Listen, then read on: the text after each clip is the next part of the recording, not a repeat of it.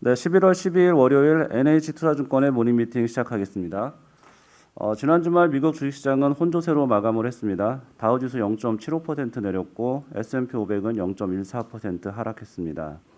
반면에 나스닥은 0.4% 올라서 또다시 사상 최고치입니다. 겨울철 코로나19 재확산 우려가 커진 가운데 연준 의원들의 테이퍼링 가속화 가능성 코멘트가 주식시장에 영향을 미쳤습니다. 테크놀로지와 유틸리티, 경기 소비재 섹터는 올랐고 나머지 8개 섹터는 하락했습니다. 에너지 섹터가 3.9% 하락했고 금융도 1.1% 내렸습니다. 반도체와 전기차 관련 주식들이 강세를 보였습니다. 마이크론 주가는 7.8%, 엔비디아는 4.1% 올랐습니다. 전기차 기업인 테슬라 주가가 3.7% 올랐고 리비아는 4.2%, 루시드 그룹은 17.3% 급등했습니다. 반면에 에어비앤비는 3.9% 하락했고 항공주도 약세를 보였습니다. 유가는 하락했습니다. 유럽 쪽 봉쇄 영향이 좀 있었는데요. WTI가 배럴당 75.7달러로 내렸습니다. 미국채 10년물 금리는 1.548%로 올랐고 달러 인덱스는 96.1로 올라서 12개월 내 가장 높은 수준입니다. 원달러 환율은 4.9원 오른 1185.3원입니다. 네, 오늘 저희 모닝 미팅 자료는 주식 전략하고 해외 리포트가 있습니다. 먼저 주식 전략 인사이드 미국 주도의 세계와 인플레이션이라는 제목입니다. 안기태 연구원입니다. 올해도 보면은 이제 미국 위주로 계속 조금 어떤 퍼포먼스가 나오고 있는데요. 이게 지금 뭐 역발상을 좀 해볼 필요는 있겠지만은 뭐 계속 데이터를 들여다 보면은 내년에도 계속 좀 미국 주도로 계속 이어지겠다, 좀 그렇게 생각을 하고 있고요. 이게 예를 들어 단순하게 성장률만 보게 되면은 뭐 리먼 터지고 나서 10년 평균보다 미국은 이제 올해 내년 둘 다 이제 더 높은 수준이고요.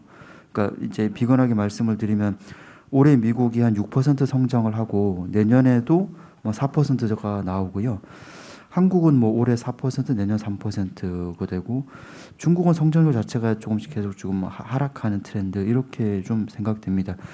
그래서 결국 미국 주도 성장이라고 생각을 하고 이게 뭐 여러 가지 근거가 있겠지만 뭐 가계 입장에서 봤을 때 그 우리나라도 이게 이슈가 되지만 가처분 소득 대비 모기지 어떤 대출, 그러니까 어떤 가계를 누르는 부담이 미국은 10년 동안에 이게 100에서 60%로 떨어져 버리는데, 그러니까 다 털어버린 거죠, 가계가 부채를. 중국은 20에서 70으로 높아지고 웬만한 이머징들 다 높아진 상황이죠. 그래서 일단 가계가 좀 가벼워야 되는데, 무게가 가벼워야 되는데 미국만 지금 빚을 떨고 있는 상황입니다. 그러니까 이들은 뭐 어쨌든 최소한 빚을 더 늘릴 수는 있는 거죠. 이게 선택은 뭐 어떻게 될지 모르겠지만 가계가 일단 부담이 없고요. 그리고 기업 입장에서 봤을 때 지금 미국에서 이슈가 되는 게 재고가 동난 거잖아요. 근데 이게 특이한 게 뭐냐면은 재고가 지금 동났으면 창고가 비었다는 얘기거든요. 그럼 창고가 지금 비어 있다는 얘기인데 미국 기업들이 창고를 내년에도 더 짓는다고 지금 계획을 세웁니다. 창고가 비어 있는데 또 짓는다. 그러니까 이게 결국에 미국 기업들 생각할 때는 더 물건을 쟁여도 될 것 같다라는 생각을 하니까 이런 식의 행동을 하는 것 같아요. 이를테면은 리먼 사태 때는 그 창고의 캐파가 회복되는데 거의 7년이 걸립니다. 근데 지금 이번엔 다 그냥 늘려버리거든요. 그러니까 가계랑 기업 모두 미국은 지금 확실히 내년까지도 확장세가 좀 강하게 나올 가능성이 높지 않나 이렇게 생각이 들고요. 반면에 다른 지역들은 일단 부채 부담이 좀 눌려 있다 이렇게 조금 봅니다. 이게 부채랑 이어지는 게 결국 인플레이션인데 미국은 아마 내년에도 인플레이션이 낮지는 않을 거예요. 왜냐면은 올해는 유가가 끌어올렸는데 내년에는 미국이 지금 임대료랑 헬스케어가 슬슬 올라가는 모습이거든요. 그러면은 미국은 성장도 좋고 인플레도 좀 높게 나오고 이런 상황이고요. 반면에 이머징은 조금 그보다 약한 쪽이 되고 이머징 같은 경우 인플레가 미국보다는 낮기는 한데 이게 좀 찢어보면은 중국 같은 경우에 인플레이션이 낮다고는 하지만은 이게 돼지고기를 빼버리면은 이들도 그렇게 낮진 않거든요. 그래서 전반적으로 보면은 몸집이 가벼운 거는 미국이고 나머지는 인플레 좀 압박이 있다 이렇게 지금 생각을 하고 있고요. 다만 이제 이머징에 대해서 그래도 조금 이제 그 내년 상반기까지는 조금 어떤 좀 긍정을 좀 볼 수 있는 게 뭐냐면은 글로벌 탑다운 이제 보시는 분들이 많이 보는 지표가 OECD 선행 지수하고 글로벌 제조업 PMI 두 개입니다. 그러니까 이게 그 선행 지표로 많이 보죠. 근데 제조업 PMI는 지금 10월 달에 오히려 반등이 나와 버렸고요. OECD 선행 지수는 지금 하락을 한 상태인데 이게 예전에도 2010년에도 보면은 그때 하반기에 OECD 선행 지수가 내려오다가 다시 올라갑니다. 다시 올라가서 대략 한 6개월 정도 그냥 다시 올라가 버리는 일이 생겨요. 그때는 이제 그 배경이 페드가 양적 완화 다시 한다 그러면서 이제 그랬고요. 근데 지금은 배경은 다른데 이번엔 배경이 워낙 지금 생산이 바닥에 있는 상황이니까 주문은 높고 이 생산이 주문을 쫓아가면서 이번에도 OECD 선행지수 좀 반등하는 모양새가 나오지 않을까. 그래서 이런 모습들이 아마 내년 4, 5월께 정도까지 있지 않을까. 그래서 결국 모멘텀은 미국이 되는 거고요. 사실 계속. 근데 이제 이 와중에 이머징이 여기서 좀 반등하는 모습은 내년 4, 5월께까지는 가능하지 않겠나라고 보고 있습니다.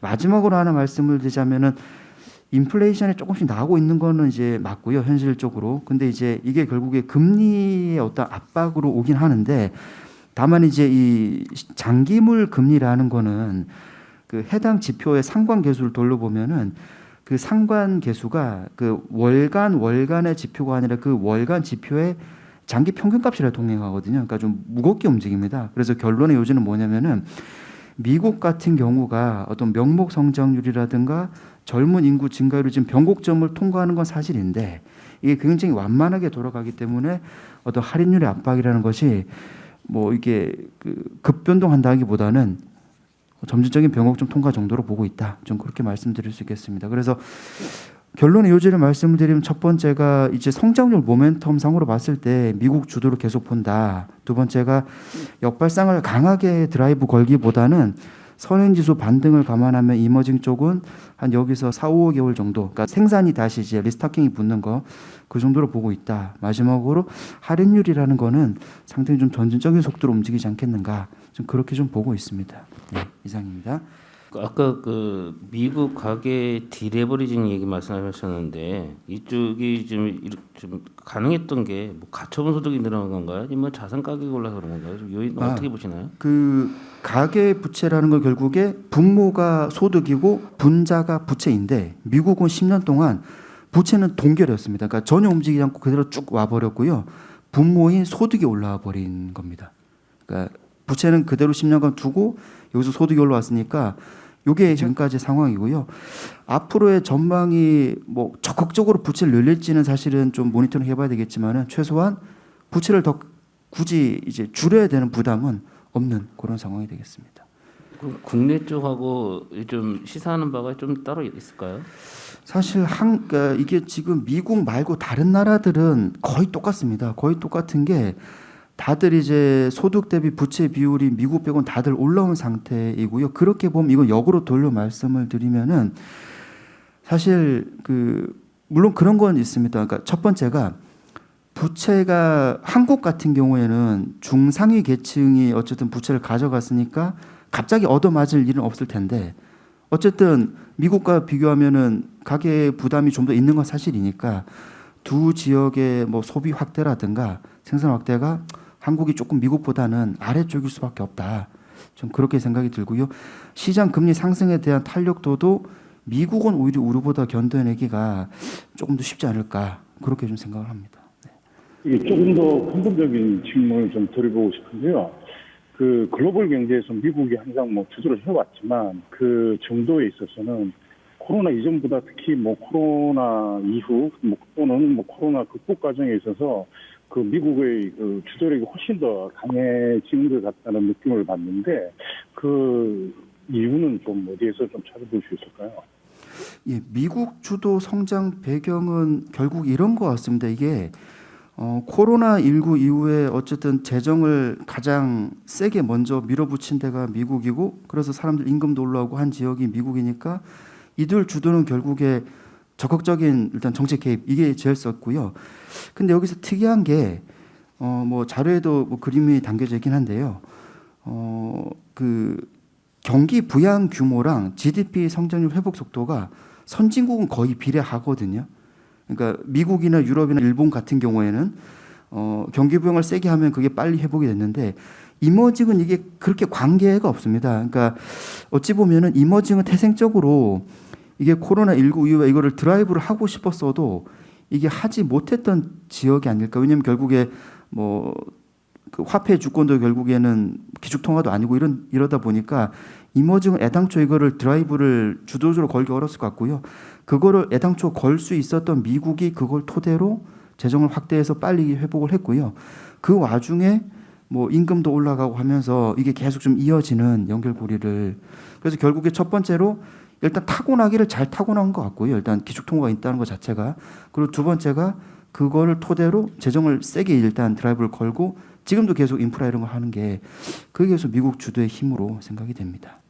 네, 그 비워졌던 재고가 채워졌는데도 계속 창고 건설을 늘려간다 이런 말씀 주셨는데 지금 재고 같은 경우는 과거에는 일단은 이제 뭐 저스트 인 타임 개념으로 하다가 유통망 붕괴도 겪고 물류 차질을 겪어 보니까 좀 재고가 필요하다라는 생각에서 그렇게 창고를 지으려고 하는 건지 아니면 이게 수요랑 연결이 되는 건지 그건 좀 어떻게 보시는지요?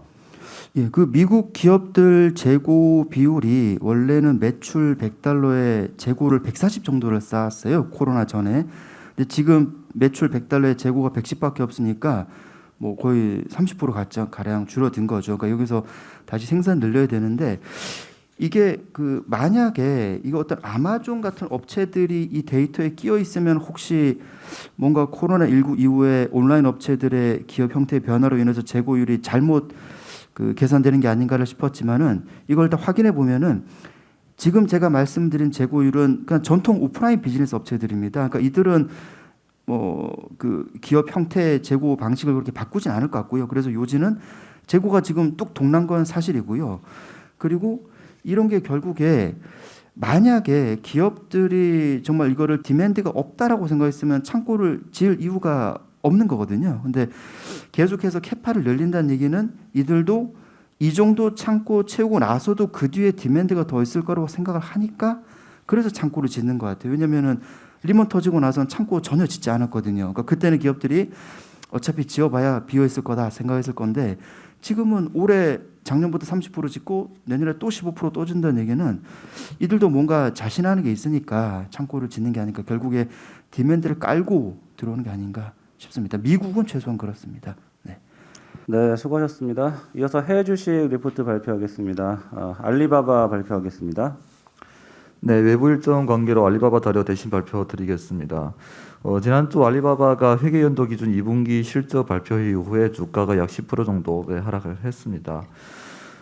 매출액은 전년 동기 대비 29.4% 정도 견조한 성장세에 이어졌는데 지배지분 순이익이 전년 동기 대비 39% 급감하면서 시장 기대치를 큰 폭 하회한 상황입니다. 사업 부문별로 보면은 핵심 상거래와 클라우드 부분의 매출 성장세는 견조했으나 매크로적인 소비가 부진한 환경 속에서 비용 증가와 신사업 부문 투자 확대로 인해서 수익률은 급감했습니다. 알리바바 하면은 엔트그룹 상장 중단부터 다양한 시장의 노이즈가 많았었는데요. 저희는 최근에 이러한 불확실성들이 점진적으로 해소되고 있다라고 생각하고 있습니다. 마윈 회장의 해외 출국과 그리고 중국 정부의 육중전회 개최 등을 봤을 경우에는 정치적인 합의가 어느 정도 이루어지지 않았을까 기대하고 있고요. 향후에도 반독점법 규제 관련 세칙들이 이제 차례로 발표되면서 규제 관련 불확실성은 점차적으로 해소될 것으로 예상하고 있습니다. 따라서 단기적인 이제 실적 부진보다는 규제 불확실성 해소라든가 내년도 이익 회복 등에 좀 더 주목할 필요가 있지 않을까 생각하고 있습니다. 조철군님께서 어쨌든 중국 보시잖아요. 아까 뭐 정치 이벤트 이후에 이제 불확실성 해소 말씀하셨는데 실제로 시진핑 1기, 2기 때 전후로 해가지고 중국 주가 흐름 좀 어땠는지 뭐 좀 그간의 좀 히스토리 좀 말씀해 주실 수 있나요? 매크로 시장 전체 말씀하시는 거예요? 뭐 중국 시장 전체도 괜찮고요. 좀 전 같이 이제 말 그대로 정치 이벤트 전후로 해가지고는 이제 규제를 좀 강화하면서 정치 권력을 좀 강화하는 움직임이 계속 반복적으로 있었는데 실제로 그 이후에 그 눌렸던 부분이 해소되면서 주가가 리레이팅된 경험이 있는지 여쭤보는 건데요. 최근에 알리바바 주가도 보시면은 이번에 실적 발표 전까지는 바닥에서 좀 한 20% 정도 이제 반등이 나왔었는데요. 그때도 실제적으로 이제 금방 말씀드렸던 것처럼 마임 회장의 이런 해외 출국이라든가 육중전회를 개최한다라고 발표 나왔었거든요. 근데 육중전회를 개최한다는 자체는 내부적으로 중국 정부는 일단 내부적인 합의가 이루어지지 않으면은 이런 회의를 개최하지 않는데 올해 같은 경우에도 육중전회가 원래보다는 한 달 이상이 지연되었습니다. 그런데 이제 개최했다 한다는 발표가 나오는 자체가 내부적인 이제는 합의가 이루어졌다라는 걸 의미하고 있기 때문에 그 시점에서 주가가 이제 급등 반등이 나왔던 거고요. 최근에 같은 경우 이제 주가 급락했던 거는 일단 실적이 좀 부진한 이유다라고 보시면 좋을 것 같습니다. 예, 그 조철 과장님이 잘 제 말씀 주셨는데 그냥 시황으로 접근을 하자면은 12, 13년에 그 시진핑 집권기에 사실 그 전후로 어떤 지수 자체가 그러니까 뭐 스타일은 또 다르겠지만 지수 자체에 큰 변동은 없었고요. 다만 그 다음에 2년 뒤에 이제 15년에 중국 시장이 그러니까 결국에 경기 부양을 그 전에는 부동산 쪽으로 하다가 이제 주가를 그쪽으로 했던 경력은 있고요.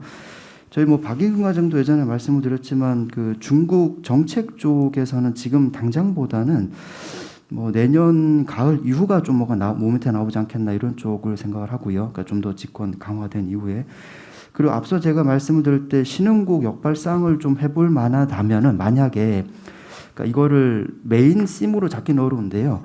만약에 역발상이 가능하다면은 중국에서 나올 수 있는 게 신재생 인프라는 가능할 것 같아요. 왜냐하면 지금 중국이 부동산 쪽에서는 뭔가 그 세게 걸기가 어렵습니다. 기본적으로 지금 그 중국의 그 주택 시가총액이 지금 60조 달러 정도 되는데요. 그러니까 이게 GDP 대비 한 3.5배 정도입니다. 굉장히 큰 겁니다. 이 중에 집 가운데 20%는 공실주택이기 때문에 부동산을 강하게 드라이브 걸기는 어렵고, 근데 중국이 공급 과잉이 없는 게 어디냐면은 결국에 그 저희 중국 전략에서도 계속 말씀드리지만 이 신재생 인프라 쪽은 그러니까 전력 인프라는 지금 부족한 거잖아요. 그래서 히든 카드를 내민다면은 신재생 인프라 쪽에 한번 드라이브를 걸만하지 않을까 그런 쪽을 좀 염두에 두고 있습니다. 네, 모닝 미팅 마치겠습니다.